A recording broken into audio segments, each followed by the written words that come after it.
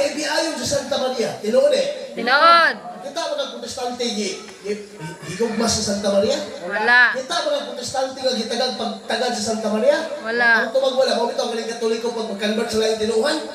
So usahay mga iso sa Katoliko, grabe ang iyang pagmahal sa Santa Maria. Pero pagbalik na laing religion, sunod nagsako may buntong Santa Maria. Tinood kayo. Tinood kayo. Ang kamoy nag-ingon. Wala mga iso, sa lahat ng mga sulti, maminaw ta karon sa mga pagtulunan nga doon ay kalambigitan sa pagtuong Katoliko.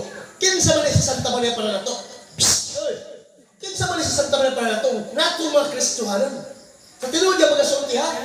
Ang tinuod nga Kristohanon nag-ila sa inahan sa atong Ginoo. Dili pwede nga mikag gihigugma ti ka Jesus. Pero di na ko higugmaon ang inahan. Pwede din na. Kamong mga lalaki ko no ba? Katong nangulitaw po mo siyang asawa. May una yung mga, gihigugma ka na ko. Pero kung inahan, di na ko higugmaon. Dawatong ka sa bilikanan. So bakit still na? Kung mahigugma ka ng Jesus, higugmaon ko ni mga iyang inahan.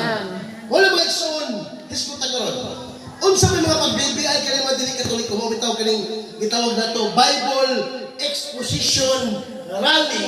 Kaya nga naman, mutubag ta,